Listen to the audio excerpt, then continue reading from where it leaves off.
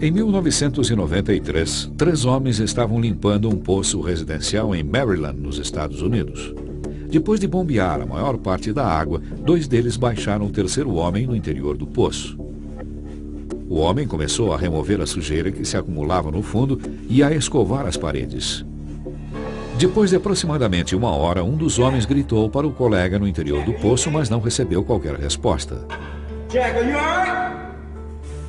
Ele pediu então ao proprietário da casa que chamasse a emergência e os 2 homens retornaram e baixaram um outro trabalhador sobre uma tábua. Esse encontrou seu colega quase inconsciente. Ele pegou o colega e os 2 homens que estavam na superfície começaram a içá-los, usando por segurança a mesma tábua utilizada para baixar o segundo trabalhador. A tábua começou a quebrar e assim eles baixaram novamente os homens e decidiram esperar a equipe de resgate. Ao chegar, a equipe de resgate jogou uma corda para os 2 homens lá embaixo, mas ambos estavam muito confusos para fazer qualquer coisa. E a essa altura o nível da água havia subido novamente e os homens já estavam envolvidos pela água. Um bombeiro voluntário entrou no poço e conseguiu colocar uma linha de vida em torno do segundo trabalhador, que já estava inconsciente. As tentativas para reanimá-lo foram mal sucedidas e o homem foi declarado morto. O primeiro homem encontrava-se submerso e, quando finalmente foi resgatado do poço, também foi declarado morto. Na Geórgia, também nos Estados Unidos, em 1986, 4 trabalhadores estavam limpando um grande tanque de retenção de resíduos líquidos em uma granja. Após removerem o resíduo líquido usando uma mangueira a vácuo, um dos homens entrou no tanque para soltar a lama que se acumulara no fundo. Quando o homem caiu inconsciente, um colega entrou atrás dele, enquanto um outro foi pedir ajuda.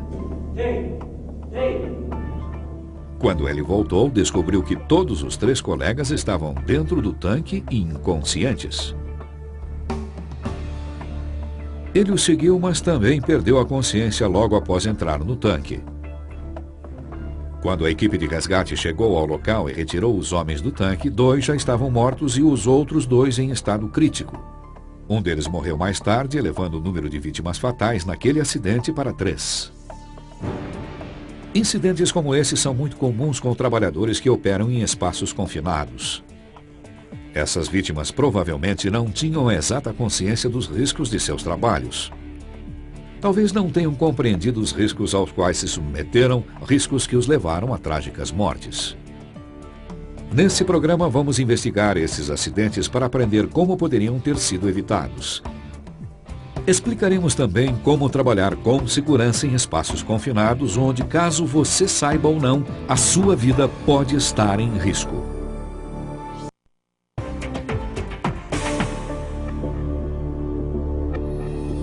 Todos os espaços confinados têm algo em comum. Possuem aberturas limitadas para entrada e saída e são grandes o suficiente para que uma pessoa entre, mas nunca são projetados para ocupação contínua. Há diversos tipos de espaços confinados. Vamos ver alguns exemplos e como cada um deles satisfaz a definição de um espaço confinado. Um sistema de esgotos é um espaço confinado. Para entrar, geralmente temos que passar por uma abertura. Essa é a abertura limitada para entrada e saída. Ele também possui uma ventilação natural deficiente.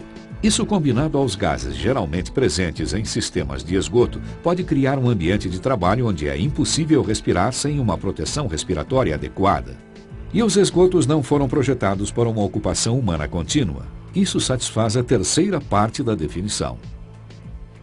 Outro exemplo de espaço confinado é um silo de grãos. Os silos possuem pequenas aberturas no topo e base para entrada e saída. A ventilação é pobre, como na maioria dos espaços confinados, gases mortais podem alojar-se no seu interior, tornando a respiração difícil. Os silos são construídos para armazenar grãos e outros materiais, não para abrigar pessoas por longos períodos de tempo. Outros exemplos de espaços confinados incluem tanques de armazenamento, compartimentos de navios, poços, digestores, desengraxadores, reatores, caldeiras, dutos de ventilação e de exaustão, túneis, galerias subterrâneas, tubulações,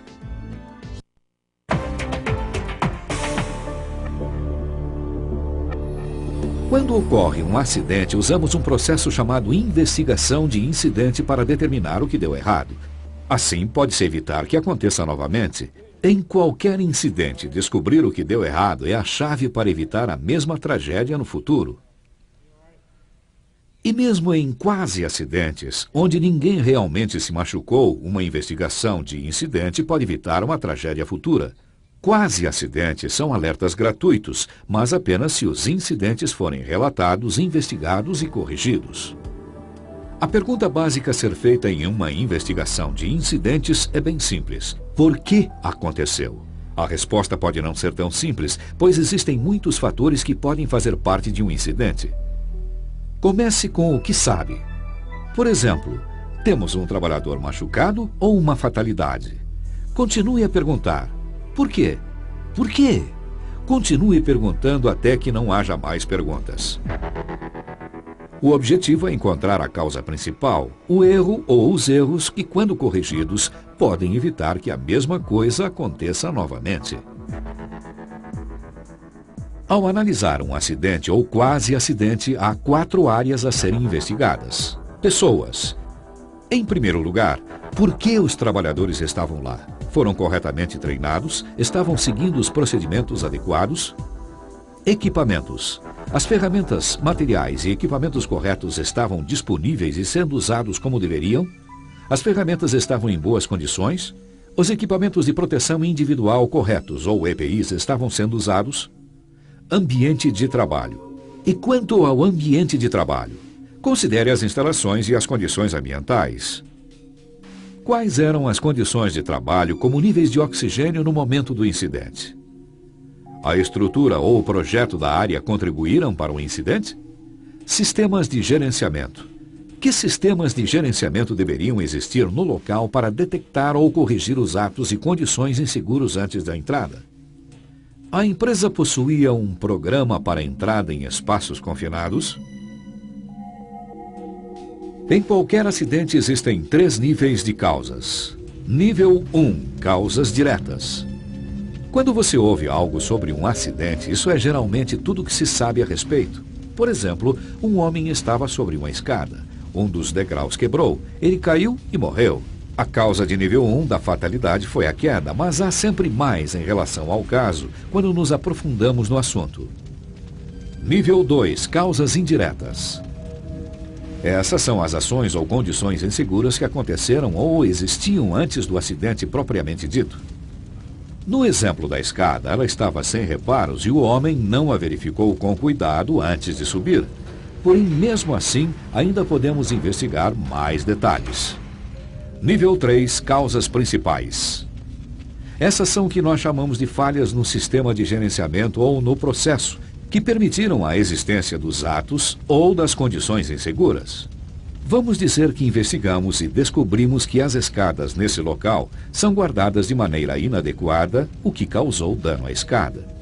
E vamos dizer que também determinamos através da nossa investigação que tanto o homem quanto o seu supervisor já haviam notado a escada danificada, mas nunca tomaram providências para consertá-la. Essas são falhas do sistema que, se corrigidas, não só teriam salvo a vida do homem, mas também evitariam uma repetição da mesma tragédia.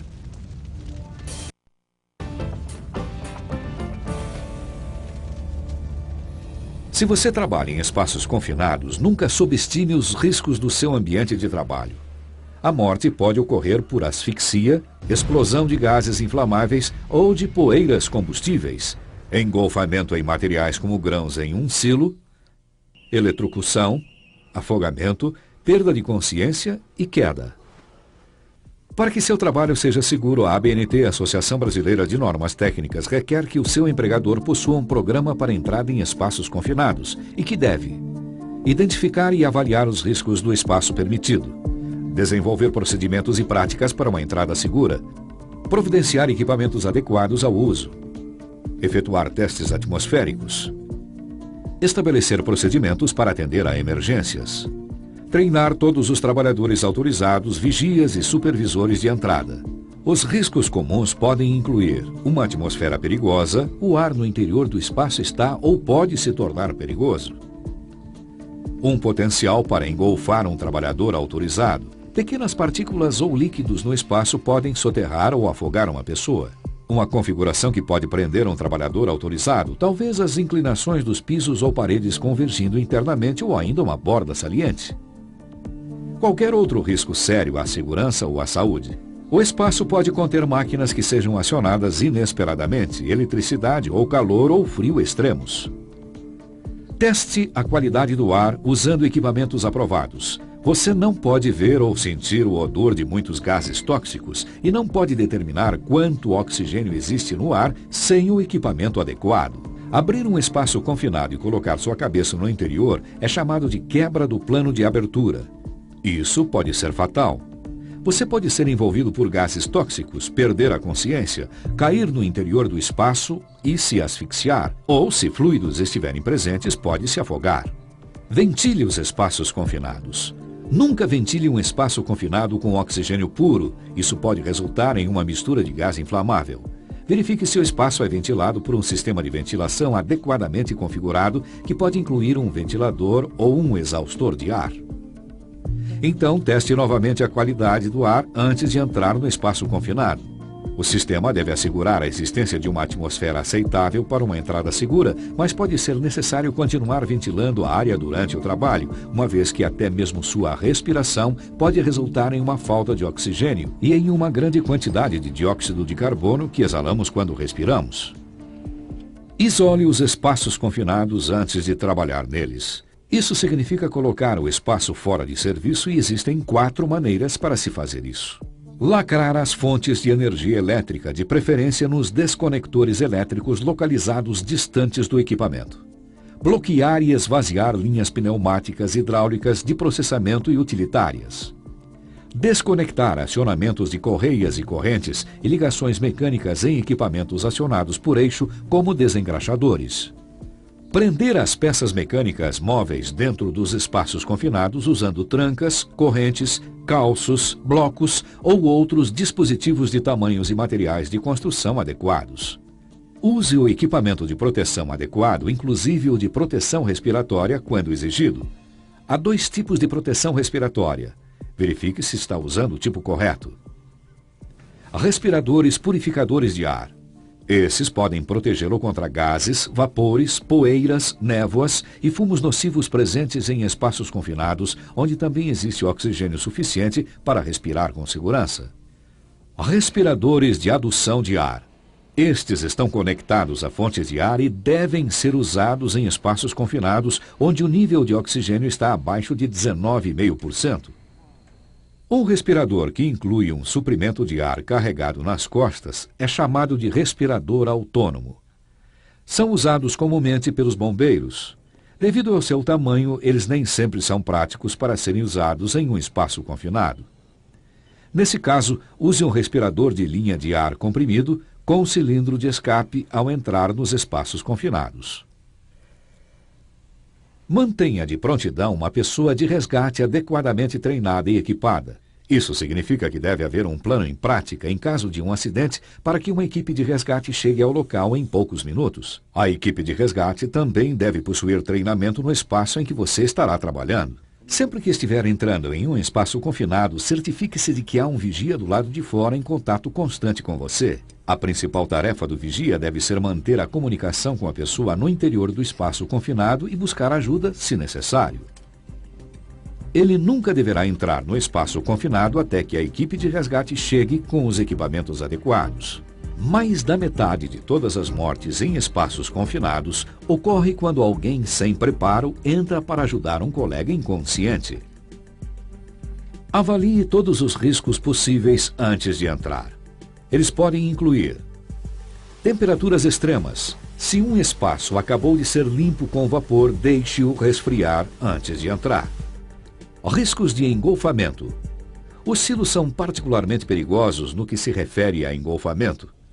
Você pode ser sugado e soterrado em poucos segundos se estiver de pé sobre a superfície no interior de um silo de grãos, por exemplo. Ruído. Um ruído excessivo pode causar não só a perda permanente da audição, mas também impedir que você escute os alertas dos colegas de trabalho. Superfícies lisas ou molhadas. Objetos que caem. Os riscos de trabalhos realizados, como serviços de solda, queima, corte, aplicação de revestimentos protetores, uso de solventes e de materiais de limpeza.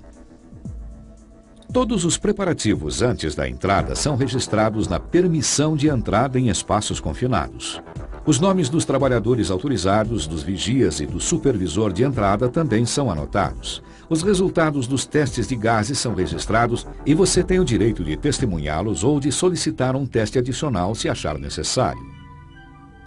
Nunca entre em um espaço que exige permissão sem que ela esteja preenchida e assinada.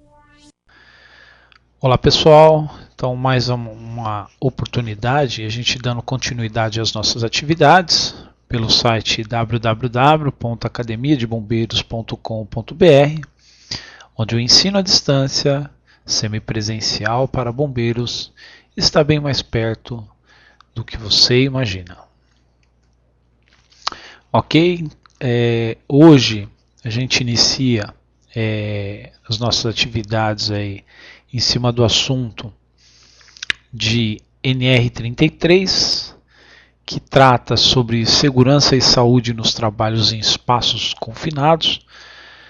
Então a gente vai ter oportunidade de abordar um assunto em cima da norma, o que é previsto hoje nos trabalhos aí de espaço confinado, com relação à segurança e até as situações envolvendo emergência.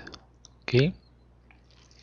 Então, nosso objetivo vai ser conhecer a norma regulamentadora 33, que é a norma de segurança e saúde nos trabalhos em espaços confinados. Também outra norma que é a NBR 14606, que trata sobre postos de serviço, entrada em espaço confinado. Aí o nosso roteiro, a gente vai falar das medidas técnicas de prevenção dentro da NR33. Falaremos sobre a PET, que é a permissão de entrada e trabalho, sobre a sua definição e preenchimento, as medidas pessoais previstas para o cumprimento da norma e procedimentos envolvendo as situações de emergência e salvamento nesses espaços. Na NBR 14606, a gente vai falar sobre os objetivos da NBR, definições, acesso ao tanque instalado, até porque a NBR ela trata sobre espaços confinados, mais precisamente em tanques, e sobre a lista de verificações prevista aí na NBR 14606. Então, já falando sobre a norma, a NR33, como foi possível a gente verificar os riscos envolvendo espaço confinado através de um vídeo, que os acidentes podem acontecer e acidentes letais, para que se evite a ocorrência de acidentes nesses trabalhos, não só acidentes, mas também o risco à saúde e à segurança. É necessária uma gestão de segurança e saúde nesses tipos de trabalho ou nos trabalhos realizados nesse ambiente. Então a NBR ela trata sobre as medidas técnicas de prevenção. Então nesse momento a gente vai começar a falar sobre esse assunto. Quanto a medidas técnicas preventivas nesses trabalhos em espaço confinado, é importante evitar a entrada de pessoas não autorizadas no espaço confinado. Então por isso que ele é identificado, isolado, ele recebe uma sinalização como a gente pode ver no canto superior direito. Essa sinalização é para proibir a entrada de qualquer pessoa não autorizada a acessar o espaço confinado. Ok? E as medidas para evitar essa entrada é identificar o espaço confinado, isolá-lo e, além de isolar, sinalizar que ali é um espaço confinado. Ok? Também, quanto aos riscos em espaço confinado, a antecipação de riscos e o reconhecimento envolvendo esses riscos. Essa antecipação que a gente cita aqui, isso é possível, né, bem como reconhecimento através da chamada análise preliminar de risco, também conhecida como APR. Então essa antecipação, esse reconhecimento acaba evitando surpresas quando da realização do trabalho em espaço confinado. O reconhecimento dos tipos de riscos, aqui entra até a parte relacionada a mapa de risco em segurança do trabalho, quanto a riscos físicos, químicos, biológicos, ergonômicos e mecânicos. Então, por isso que essa identificação é importante ser feita pelo técnico em segurança do trabalho, sobre os riscos existentes naquele espaço confinado específico. Aí as medidas é avaliar e controlar. Então é feito o reconhecimento, a identificação dos riscos, é feita a avaliação desses riscos e o que é possível para controlá-lo. E as medidas de controle vão desde aí passa aí por eliminação de riscos, quando possível, quando não, outras medidas como neutralização e outros mais, ok? E a implantação de travas, bloqueios, alívio, lacre, etiquetagem, então a identificação, a lacração, os bloqueios para evitar qualquer acionamento. Então, exemplo aí, um bloqueio que a gente cita, são determinados cadeados, vamos dizer assim, com chaves, para o desbloqueio. Então, no bloqueio, evitar qualquer acionamento. Isso, um exemplo, é utilizado para sistemas elétricos, onde alguém desligue enquanto realiza o trabalho, não ocorra qualquer risco envolvendo eletricidade, além de outras identificações. Por exemplo, o alívio, situação que a gente fala, já vimos até acidente, eu mesmo pude presenciar acidente onde pessoas trabalhando com tubulação não fizeram drenagem e aí ocorreu ali um princípio de incêndio, até pelo gás remanescente no encanamento. Foi feito o fechamento de uma determinada válvula, porém não foi aliviado, não foi drenado o gás ali remanescente. Então, a implantação desses bloqueios, alívios, lacres, etiquetagens é importante para a realização, para não tornar ali um ambiente gasado com risco de contaminação ou até o pior, inflamabilidade e explosividade do ambiente.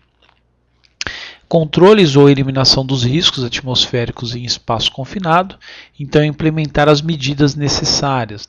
Então isso aqui é feito por determinada função dentro do espaço confinado. A gente vai falar sobre funções importantes no espaço confinado, e algumas funções a implementação dessas medidas de controle. Então, por exemplo, o responsável em implementar essas medidas dentro do levantamento de risco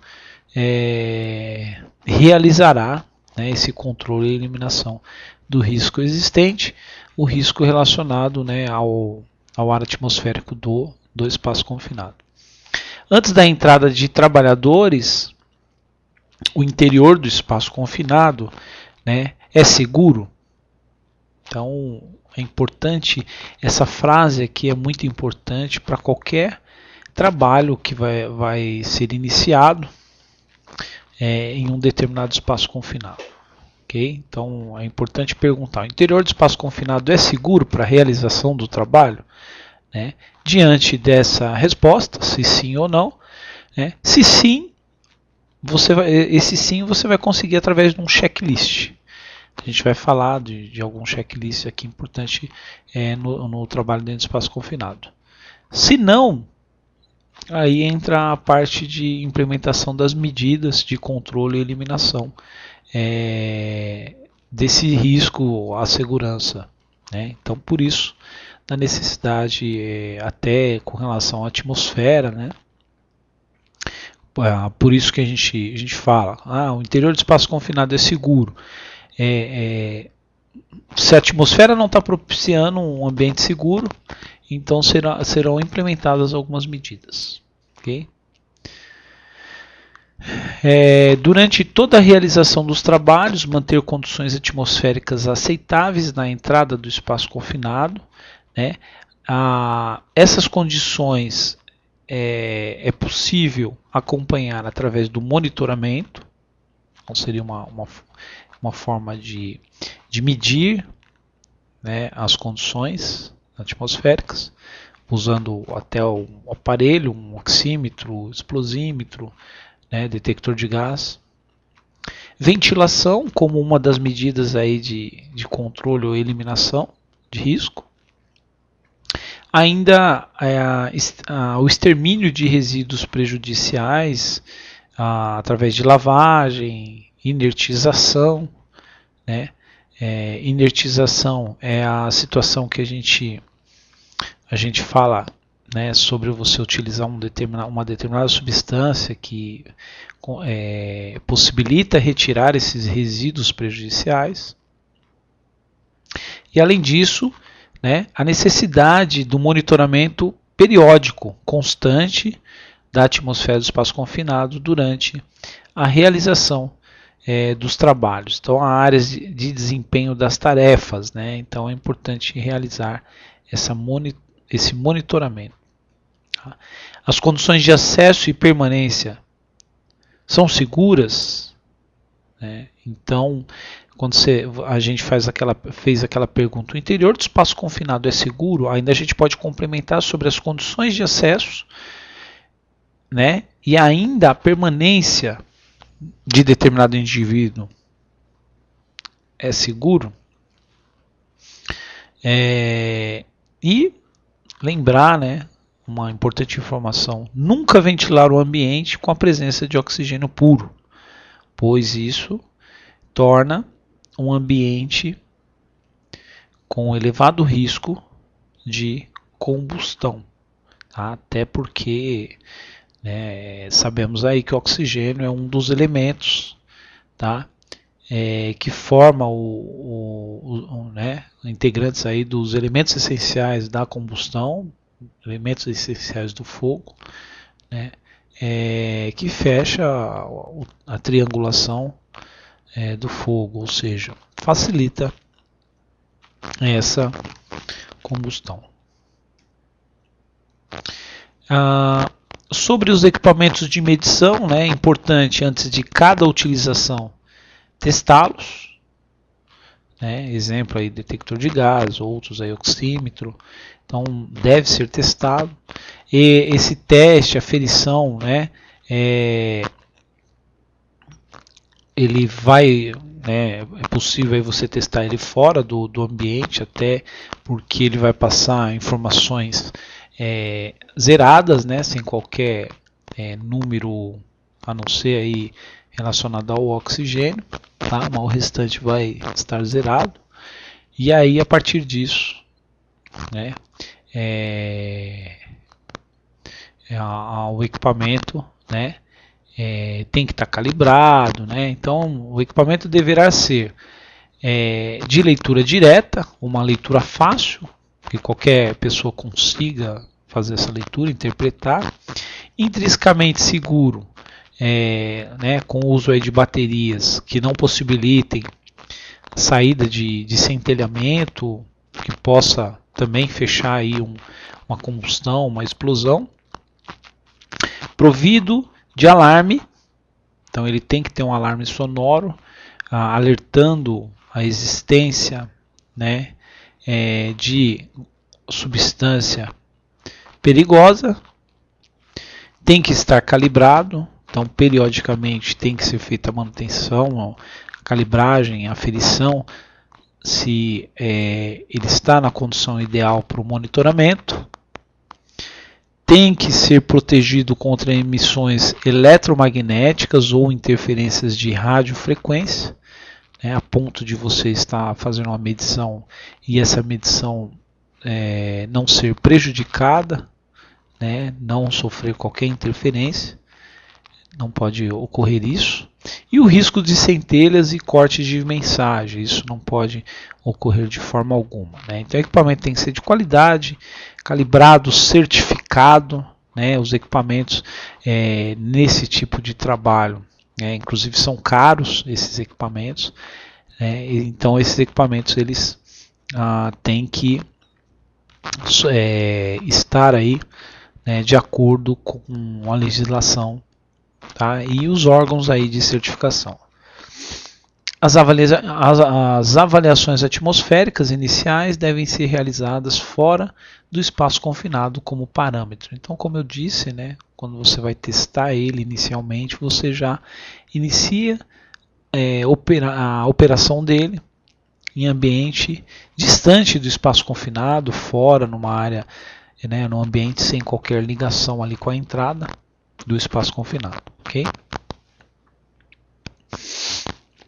Então isso é importante. Com relação aos equipamentos diversos, né, agora a gente fala um pouquinho dos equipamentos diversos. Os equipamentos utilizados em espaço confinado deverão ser fixos, portáteis, de comunicação, de movimentação vertical e horizontal, adequados ao tipo de trabalho. Então tem que ser equipamentos específicos, né? Não haver aí improvisos. Então, equipamentos específicos para a realização de trabalhos em espaço confinado, né? E eles têm que estarem certificados, né? Devem possuir aí documentação homologada pelo Sistema Brasileiro de Avaliação de Conformidade, que é o Inmetro, o órgão aí responsável, né? O Instituto aí de Metrologia, responsável pela certificação de qualidade dos equipamentos utilizados, né, em espaço confinado. É importante em trabalhos a quente, né, o que seria trabalhos a quente? Onde envolve aí geração de calor, né, por exemplo, soldagem, trabalhos de aquecimento,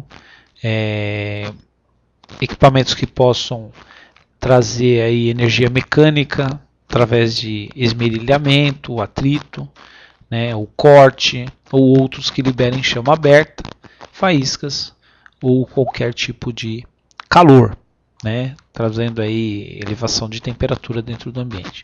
E aí as medidas para esses casos, né, em trabalhos a quente, devem ser adotadas medidas de eliminação ou controle de risco, evitando aí risco de incêndio ou explosão do ambiente. Okay?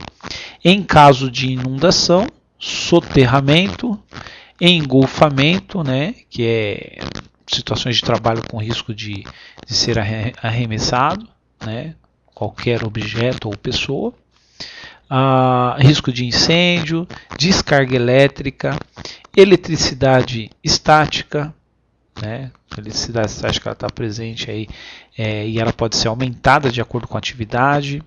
Risco aí, né, de queimaduras devido a substâncias químicas ou trabalho ali com calor. Riscos de quedas, né, superfícies lisas, propiciando o escorregamento de pessoas. Objetos aí que possam trazer impactos ou tipos de trabalho que possam trazer impactos, esmagamentos, né? Exemplo, trabalho com máquinas ou até objetos pesados, né, que possam oferecer esse risco, amputações, principalmente aí materiais, equipamentos, né, também de corte, e outros que possam afetar a segurança e a saúde dos trabalhadores. Então é importante, dentro dessas possibilidades, né, são necessárias a adotar medidas a partir da avaliação, né, e consequentemente procedimentos que possam eliminar ou controlar os riscos existentes em cima dessas possibilidades. Ok? Aqui a gente fala sobre a PET, que é a permissão de entrada em trabalho e trabalho, que é, né, um documento principal onde, né, consta todos as pessoas que realizarão o trabalho, né, consta os procedimentos adotados para a realização desse trabalho, né, a atividade que será realizada com relação ao horário, equipamentos, né, procedimentos, até com relação à exposição dos riscos avaliados, da análise realizada, das medidas de controle tomadas, tá? Então, o encerramento da PET, é importante que o encerramento só ocorre, esse encerramento só ocorre após as operações completadas, o trabalho realizado, finalizado dentro do espaço confinado, né? Aí ocorre o encerramento da PET, ou em condições fora do normal, ou seja, aquela condição inesperada, onde propiciou ali uma situação de risco levantada. Também é necessário encerrar essa PET e resolver o problema, tomar medidas que eliminem o controle aquela condição, para depois a retomada, né, para que possa ser retomado os trabalhos, né. E para ser retomado novamente os trabalhos, deverá, né, ser aberta outra PET. Outra situação, se o trabalho, né, ocorrer uma pausa no trabalho, então a PET, a permissão de entrada de trabalho, também deve ser encerrada. Ou se não, qualquer interrupção do trabalho, será necessário também encerrar essa permissão. Okay? Manterá o conhecimento dos trabalhadores autorizados, seus representantes e fiscalizações em geral, né? Então, os trabalhadores ali autorizados que estão realizando, né, o trabalho no espaço confinado, né,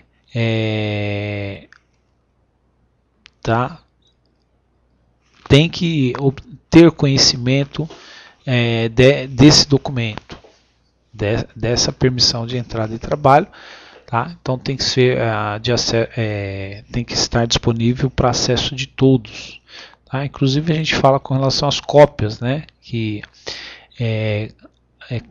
cada um dentro da sua função tem que ter ali o conhecimento, e algumas dessas funções tem que ter até, né, tem que portar uma cópia dessa PET.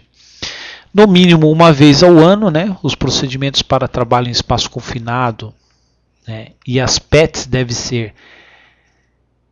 devem ser avaliados e revisados quando ocorrer alteração dos riscos. Então, qualquer alteração do risco, né,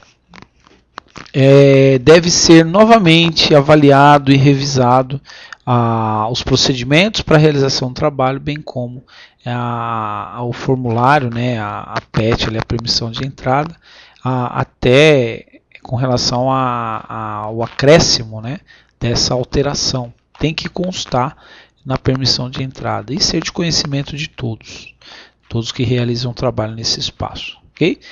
E os órgãos participantes para avaliação e revisão, né? Então o SESMIT, que é o Serviço Especializado em Segurança e Medicina do Trabalho, e a CIPA, que é a Comissão Interna de Prevenção de Acidentes da empresa contratante, né? Aqui entra um assunto importante, né? Quando a gente fala contratante, é sempre a empresa onde está sendo realizado o trabalho. Então pode acontecer de você estar dentro de uma empresa realizando um trabalho em um espaço confinado dela e ela a gente considera como contratante. Então a CIPA dessa empresa é que atuará. Okay? Os procedimentos deverão abranger no mínimo o objetivo, o campo de aplicação, a base técnica, né? Responsabilidades, competências, preparação, emissão, uso e cancelamento da permissão de entrada de trabalho, capacitação para os trabalhadores, análise de risco e medidas de controle. Programas em torno dos trabalhos realizados, né? Então, essa revisão, essa avaliação deve envolver, no mínimo, esses procedimentos, né? Tá? Que vai desde ali do objetivo, campo de aplicação, até a capacitação, bem como análise e medidas de controle. A revisão dos procedimentos de entrada em espaço confinado, né? Inclusive na ANR, o item 3.3.3.5, né? Cita que a necessidade da revisão dos procedimentos de entrada em espaço confinado, ela deve ocorrer a partir do momento que, né, em qualquer trabalho que esteja sendo realizado, ocorra, né, a entrada de alguém não autorizado nesse espaço confinado, ou seja, a medida ali o risco, né, o risco envolvendo o espaço confinado aumentou a partir do momento que houve uma ocorrência de uma pessoa acessar o espaço confinado sem estar autorizado, sem estar incluído na permissão de entrada, né? Isso já feriu a segurança no trabalho do espaço confinado. Então, por isso a necessidade de revisão de procedimentos, dos procedimentos naquele específico espaço confinado. Tá? Outro fator aí que, né, motiva a necessidade de revisão dos procedimentos do trabalho em espaço confinado é a identificação de riscos não descritos na PET, ou seja, foi identificado determinado risco no espaço confinado, porém não estava previsto na permissão de entrada. Então há necessidade de revisar todos os procedimentos de trabalho naquele espaço confinado, pois isso, né, é um indicativo de que algo ali está oferecendo risco e não é de conhecimento de todos. Né? Okay? A ocorrência de acidente é outro fator também crucial, né? Isso aqui até acaba chamando mais atenção a ponto de automaticamente ser necessário, né, a revisão dos procedimentos porque ocorreu um acidente. Nas situações de incidente também é importante, né? Ou se não, a condição não prevista durante a entrada. Então, qualquer situação, né, uma condição ali que não estava previsto, não foi identificado previamente, também é um indicativo de necessidade de revisão. Bem como qualquer mudança na atividade desenvolvida, na configuração do espaço confinado, muitas vezes até alteração estrutural, né, ou acréscimo de um equipamento, né, alteração de uma parede, né, é necessário, né, também revisar procedimentos de trabalho naquele espaço confinado. Também outro fator motivador de revisão, caso o SESMIT, né, identifique ali a necessidade de revisão, então ele pode solicitar essa revisão, né, um relatório é um exemplo, relatório gerado por ambos os serviços, SESMIT ou CIPA, pode ser motivador para uma revisão de procedimentos de entrada de espaço confinado. E também, né, a identificação, quando ocorre, né, é identificado a necessidade de condição de trabalho mais segura. Então, percebe-se o risco ali envolvendo o trabalho em espaço confinado, e aí também é um fator motivador para a revisão dos procedimentos de entrada em espaço confinado. Observação, complementar o conhecimento, né, através das NBRs 14606, que trata sobre postos de serviço, entrada em espaço confinado, e a NBR 14787, que também trata sobre espaço confinado, porém, no assunto, né, ligado aí à prevenção de acidentes, procedimentos e medidas de proteção, e suas, né, bem como suas alterações posteriores. A operação de entrada, né, as operações de entrada, o que seria? Né?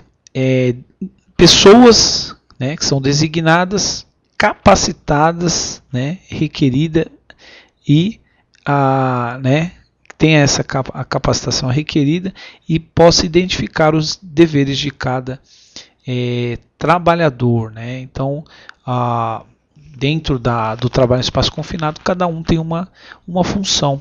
Não tem ninguém ali sem qualquer funcionalidade dentro do espaço confinado, a risco de, né, que ofereça risco à segurança e à saúde, né, e também possa até atuar numa situação de emergência. No exterior e no interior do espaço confinado é necessário, né, ser estabelecido procedimentos de supervisão nos trabalhos. Então, por isso que, né, um dos integrantes da equipe tem o papel de supervisionar os trabalhos que estão sendo realizados. O acesso ao espaço confinado, né, assegurar que somente os trabalhos podem ser iniciados após autorização e acompanhamento de supervisão capacitada. Riscos e medidas de controle existentes no local de trabalho. Tá? Então, todos os trabalhadores têm que estar informados desses riscos, né? Todos têm que ser, esses riscos têm que ser de conhecimento de todos. E, além disso, né, a necessidade da adoção, de que seja adotado aí, né, e implementado o programa de proteção respiratória, de acordo com a análise de risco. Então, na análise de risco também é levantado aí o risco para a parte respiratória e aí o programa que deverá ser implementado, né, se vai ser utilizado aí máscaras com filtro, máscaras dependente com um determinado tipo de filtro, tá, para proteção, de proteção para substância existente no espaço confinado. Então, essas informações são levantadas previamente, e aí esse programa é implementado. Ok? Deve ser considerado na adoção desse programa de proteção respiratória o local, a complexidade e tipo de trabalho a ser realizado. As medidas pessoais, né? Então, o número de trabalhadores envolvidos na execução dos trabalhos em espaço confinado vai ser determinado conforme a análise de risco. Então, né, a análise de risco maior vai ser analisada a necessidade de uma equipe maior e assim sucessivamente. Importante, né, nunca é proibido, é vedado realizar trabalho em espaço confinado de forma individual ou isolada. Ou seja, uma pessoa só realizando o trabalho sem qualquer supervisão, sem qualquer acompanhamento. Tá? Então, isso é proibido, né? Nunca poderá ser realizado qualquer tipo de trabalho dessa forma. Responsabilidades e funções. Agora a gente fala um pouquinho sobre a função dentro da equipe do trabalho do espaço confinado. Então, no espaço confinado tem o papel do supervisor de entrada, O supervisor de entrada, que é uma das funções que detém a responsabilidade aí, uma delas de emitir a permissão de entrada. Então, antes do início das atividades, a PET tem que ser emitida com as assinaturas e autorizações necessárias para o início desse trabalho. Os equipamentos e procedimentos da permissão de entrada de trabalho, então o supervisor ele é responsável pelo teste e conferência, então ele é o responsável em fazer esse checklist através de um teste, uma conferência. Garantir que o serviço de emergência e salvamento esteja disponível, e a operação dos meios de acionamento, a ponto da certeza de que numa situação de emergência haverá esse serviço, será executado esse serviço por alguns dos componentes da equipe, e a função de cada um será definida. Isso na capacitação já ocorre o treinamento, e então na hora do serviço é apenas o checklist para até brifar, e garantir aí a compreensão do papel de cada um integrante da equipe em uma situação de emergência e na necessidade da realização de um salvamento em espaço confinado. Quando necessário, cancelar os procedimentos de entrada e trabalho no espaço confinado. Então, a qualquer momento, o trabalho em espaço confinado ele pode ser cancelado, principalmente oferecendo risco. Então, ele pode ser cancelado. Após o término dos serviços, realizar o encerramento da permissão de entrada de trabalho. Então, o supervisor ele tem essa autonomia, a ponto de poder cancelar o trabalho, assim como essas responsabilidades de emissão da PET, fazer o fechamento, teste e conferência, e garantir aí o serviço de emergência e salvamento. Ok? Observação: o supervisor de entrada também pode realizar a função de vigia. Okay? Então, isso é possível, é previsto na NR, o supervisor realizar a função de vigia, porém, ele não pode permanentemente ficar somente nessa função de vigia, até porque ele terá o papel de salvar, de realizar os procedimentos de emergência e salvamento. Então ele pode desempenhar, porém é importante que ele não execute essa atividade permanentemente durante todo o trabalho. Ok? As funções do vigia de entrada.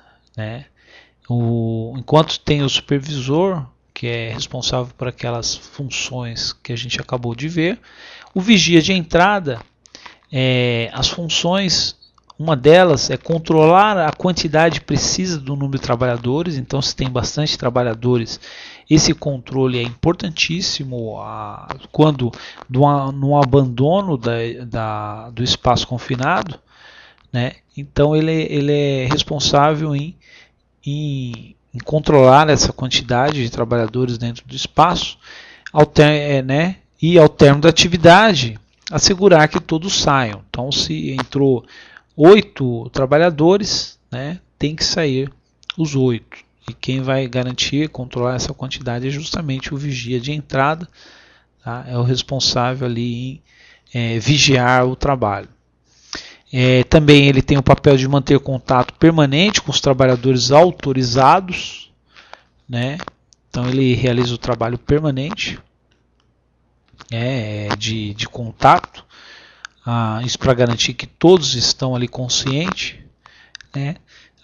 E a posição dele durante esse contato, esse trabalho, ele permanece fora do espaço confinado, junto à entrada, né? Então ele praticamente é o elo ali de ligação do espaço confinado com o ambiente externo. Então ele está em contato direto, visual ou audível, né, através de som, a manter esse contato com todos os trabalhadores autorizados que estão atuando ali no espaço confinado. Quando necessário, acionar a equipe de salvamento e adotar os procedimentos de emergência pública ou privada previsto aí na realização do trabalho. Então, né, a equipe de salvamento, ele é responsável em acionar, apoiar ali nos procedimentos e, se for o caso, adotar os procedimentos de acionamento, também de apoio público ou privado, né, privado da empresa ali mesmo, ou até acionamento externo, caso a situação evolua. Tá? E a operação dos movimentadores de pessoas, então o tripé seria um deles, né, o monopé já menos usual, né, mas também é um tipo de movimentador de pessoas que facilita o trabalho aí em altura dentro de espaço confinado. Então ele é responsável em operar. Então ele é a função ali que atua, né, na liberação do equipamento, né, para a entrada das pessoas, bem como, né, a retirada dessas pessoas através desses movimentadores. Okay? Ele também pode ordenar o abandono do espaço confinado, em que situações? Ao sinal de um alarme, né, isso também padronizado dentro do espaço confinado, quando disponível o sistema de alarme, né, convencionado entre todos ali, que ao soar do alarme, todos saiam do espaço confinado. Então ele é o responsável em sinalizar através do alarme, né? Em situações de perigo ele pode ordenar o abandono. Exemplo também, né, sintomas fisiológicos, né, dos ocupantes ali do espaço confinado, queixa, condição proibida, tá? Ele também pode ordenar o abandono, onde está envolvendo ali um risco a todos, né, do espaço confinado. Ele pode ordenar o abandono em condição proibida. Na ocorrência de acidente, em situação não prevista ou na impossibilidade de desempenhar efetivamente suas tarefas, também ele pode ordenar o abandono. Um exemplo é ele passar mal, ele precisar sair da entrada ali do espaço confinado, ele pode ordenar o abandono, ou de ser substituído por outro vigia, né? Então, também até na necessidade de substituição, né, ele também pode ordenar o abandono, né? Então, essas possibilidades para a função do vigia de entrada. Não poderá realizar outras tarefas que possam comprometer o dever principal, que é monitorar e proteger, né? Então, monitorar todo o espaço confinado e proteger todos os ocupantes do espaço confinado. Então, qualquer tarefa que coloque em risco essas duas funções, né? Então, é proibido ele executar essas tarefas que coloquem em risco, ok? A execução do trabalho. O espaço confinado somente poderá ser adentrado com a utilização de EPR. Tá? Então, o espaço confinado só poderá ser adentrado com a utilização de EPR, com demanda autônoma, com pressão positiva, ou com respirador de linha de ar comprimido com cilindro auxiliar para escape, em atmosferas, né, IPVS, que são atmosferas imediatamente perigosas à vida ou à saúde. Desculpe. Tá? Então, nessas atmosferas, nesses ambientes IPVS, que oferecem risco, né, à vida ou à saúde, são os ambientes contaminados por substâncias que ofereçam esse risco. Então, será necessária a utilização do equipamento de proteção respiratória com demanda autônoma, com pressão positiva. Tá? A pressão positiva é o EPR, justamente, né, com liberação constante de ar, impedindo qualquer entrada da substância que possa oferecer risco, né? Ou se não, o equipamento de proteção respiratória por ar mandado, né? Que também ele possui aí pressão positiva, né? Então é o respirador de linha de ar comprimido com o cilindro auxiliar para escape, que é o cilindro carona, né, para a situação de resgate, ok? Então nessa condição o EPR somente poderá ser utilizado com pressão positiva, ok? Procedimentos de emergência e salvamento, né? Aqui os procedimentos a elaboração e implementação desses procedimentos, né, de emergência e salvamento. Então tem que ser elaborado e implementado as medidas ali para uma situação de emergência, e tem que ser adequado aos espaços confinados específicos, incluindo no mínimo cenários de acidentes, né? Esses cenários eles são previamente descritos aí dentro da análise preliminar de risco, APR, né? Então é importante descrever esses cenários aí possíveis de acidentes, descrever as medidas de salvamento e medidas de primeiros socorros, né? Em situações que envolver aí o risco, né? A necessidade de realização de procedimentos de salvamento e de primeiros socorros. Então deve ser previsto possíveis emergências, tá? Então dentro da análise preliminar de risco é importante também uma previsão dos tipos de emergência que envolverá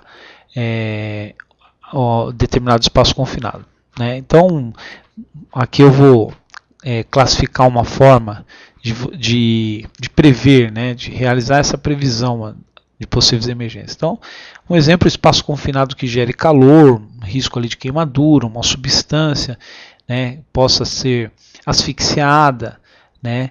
Então, dentro desses riscos, aí quais as medidas serão implementadas na realização do salvamento e do primeiros socorros nesse espaço confinado. Em cima disso também, quais equipamentos serão adotados, as técnicas também que serão utilizadas. Então é importante selecionar necessidades de utilização. Exemplo, comunicação, né? Então é importante equipamentos de comunicação, principalmente quando o espaço confinado, né, é bastante grande, né, integrantes da equipe fiquem bastante distantes. A iluminação de emergência, né, para os ambientes aí, escuros, né, então prever uma iluminação, lembrar que em ambientes gasados, né, com risco aí de explosividade, inflamabilidade, a iluminação não pode ser feita de qualquer jeito, né, correndo o risco aí de centelhar o ambiente. Então no mínimo vai utilizar lanterna ou meios de iluminação, né? Esses equipamentos de iluminação eles têm que ser intrinsecamente seguros também, né? Evitando qualquer centelhamento no ambiente. Também os equipamentos utilizados para busca, por resgate, por primeiros socorros e transporte de vítimas, né, tem que ser selecionados para essa utilização. Os devidos equipamentos eficientes aí, né, inerentes para a atividade. Equipamento, né, a equipe de emergência e salvamento. Então, tanto o da equipe, responsável pela equipe, né, um deles é o supervisor de entrada. Aí, a nível de também a equipe privada da empresa, né, contratante, como a gente explicou, né, a empresa na qual a gente está prestando serviço, equipes de emergência também da empresa em situação de emergência, e até apoio de equipe do serviço público, né? Então, um acionamento aí do Corpo de Bombeiro, caso a situação evolua, né, e haja necessidade de um apoio, tá, do serviço público, ok? Então é importante a análise da implantação, da padronização dos procedimentos que serão adotados para acionamento das equipes que realizarão a operação, né, de salvamento, de primeiros socorros e resgate, e a definição dos meios de comunicação, como serão esses acionamentos, né?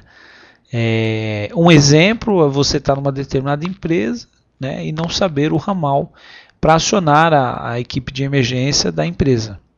Tá? Então, bem como a comunicação entre integrantes da equipe numa situação de emergência, o que a comunicação é importante aí, né, para fins de disponibilização de equipamentos, de apoio e tudo mais. Tá? A necessidade do exercício simulado, né? Então a realização do exercício anual de salvamento. Então, anualmente é importante a realização de um exercício, né, tentando se aproximar de uma situação real de emergência. Tá? E o objetivo, né, é sempre procurar, né, colocar diversos cenários, né, aproximar cenários, aproximar possíveis cenários aí da própria realidade de uma emergência que possa vir a ocorrer dentro de determinado espaço confinado.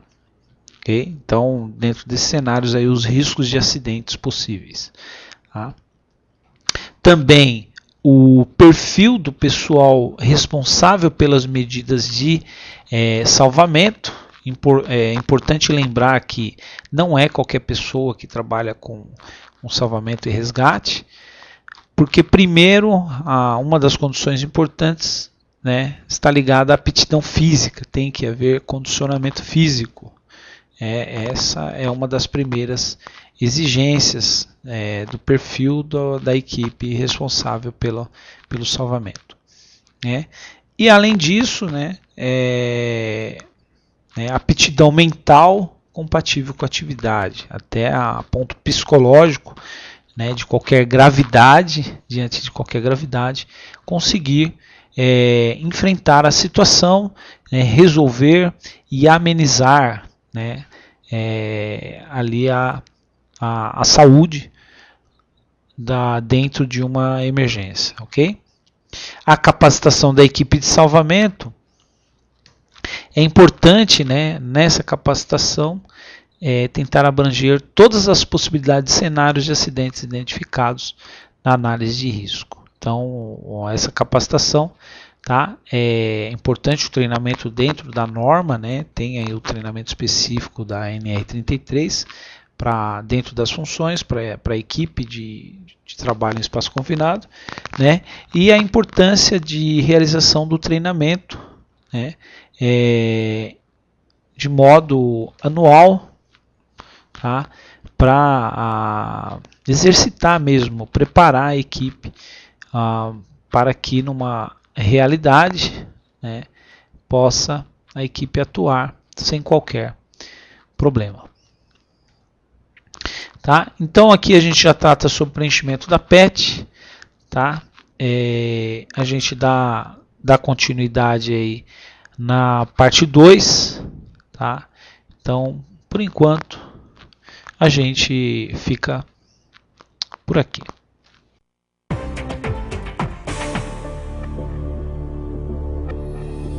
Agora vamos investigar os 2 acidentes que foram descritos no início desse vídeo para determinar o que deu errado e como eles poderiam ter sido evitados. No acidente ocorrido no poço, onde tanto a vítima quanto o homem que entrou para socorrer morreram, nós, em primeiro lugar, devemos perguntar por que os 2 homens estavam no poço. Essa parte é fácil. Um homem tinha que descer no interior do poço para limpá-lo. Mas por que ele perdeu a consciência? Porque havia monóxido de carbono no poço e não oxigênio suficiente.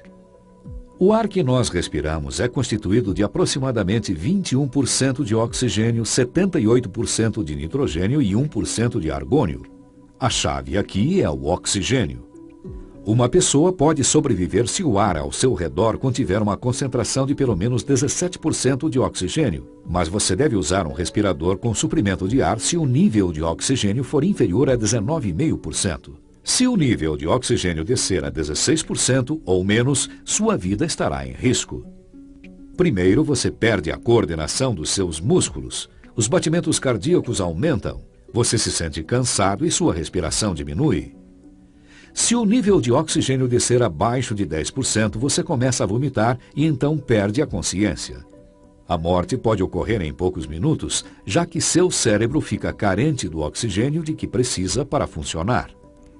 Os investigadores descobriram que o nível de oxigênio no poço estava entre 12% e 15%. Isso, aliado à presença de monóxido de carbono, deixou os homens desorientados e incapazes de ajudar um ao outro. Por fim, ambos se afogaram após perderem a consciência. Como essa tragédia poderia ter sido evitada? De várias formas. Primeiro, se os trabalhadores tivessem testado a atmosfera no interior do poço antes de entrar, saberiam que não havia oxigênio suficiente ali para sobreviver. Mas o primeiro homem no poço ainda poderia ter concluído seu trabalho com segurança se tivesse usado um respirador aprovado de adução de ar. Se os homens estivessem usando cinturões de segurança e linhas de vida, eles poderiam ter sido puxados para fora do poço quando tiveram problemas. Quando uma entrada vertical está sendo realizada, é necessário um dispositivo mecânico de recuperação. Pode ser uma unidade portátil que é trazida ao local ou uma unidade fixa. Para resumir, na investigação sobre o acidente no poço, determinamos a causa de nível 1, ou direta, do acidente como afogamento. Ambos os homens morreram após perder a consciência na água. A causa de nível 2, ou indireta, foi que os homens entraram no poço sem usar os equipamentos de proteção ou de segurança adequados e sem testar a qualidade do ar no interior do poço antes de entrar. E a causa de nível 3, ou principal, do acidente foi a falta de um programa abrangente para a entrada em espaços confinados. Tal programa teria garantido uma avaliação dos riscos naquele espaço, o teste dos gases, um plano de resgate no caso de um acidente e um treinamento que teria alertado os trabalhadores sobre os riscos do seu trabalho, como usar os equipamentos de proteção corretos e como estar preparado para um resgate. Se a empresa onde eles trabalhavam corrigir esses erros de nível 3, as chances de um outro acidente como esse ocorrer novamente são bastante reduzidas. No segundo exemplo, na granja, nossa investigação revela que o tanque de rejeitos líquidos continha vários agentes químicos de limpeza oriundos das instalações, como amônia, dióxido de carbono e resíduos de desinfetantes de ovos. Os trabalhadores não testaram a qualidade do ar no interior do tanque antes de entrar, portanto não sabiam que uma vez dentro do tanque não seriam capazes de respirar sem uma proteção respiratória. Quando o primeiro trabalhador entrou no tanque e começou a limpar a lama que estava acumulada, o processo de limpeza provavelmente liberou mais gases nocivos no ar. Um a um, cada homem entrou no tanque para ajudar os colegas, mas todos foram vítimas dos gases tóxicos e tornaram-se vítimas também. Assim, nossa investigação revela o seguinte: a causa de nível 1, ou direta, da morte dos homens foi asfixia, devido à presença de gases que deslocaram o oxigênio de que os homens precisavam para respirar. A causa de nível 2, ou indireta, foi a presença daqueles gases nocivos, devido aos materiais que eram enviados regularmente ao interior do tanque. E a causa de nível 3, ou principal, foi a falta de um programa abrangente para a entrada em espaços confinados, que incluiria o treinamento dos trabalhadores sobre os riscos das suas tarefas, o uso de uma permissão de entrada em espaços confinados, o teste correto da qualidade do ar e o uso do EPI adequado como um respirador.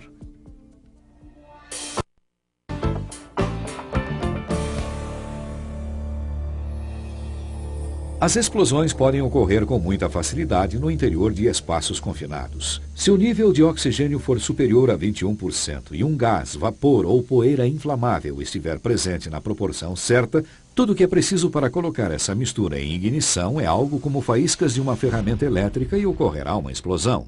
Esse é o motivo pelo qual a atmosfera em um espaço confinado é testada e os resultados são registrados na permissão antes que qualquer pessoa entre em um espaço confinado.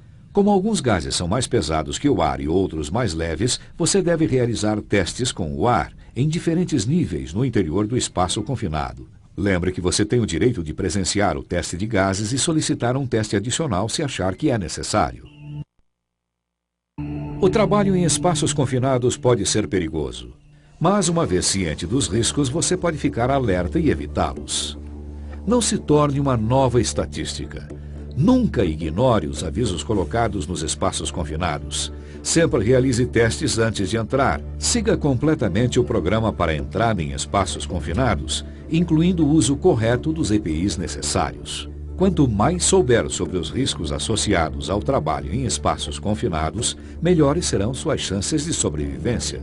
Para o seu próprio bem e o de seus entes queridos e colegas, realize seu trabalho com segurança.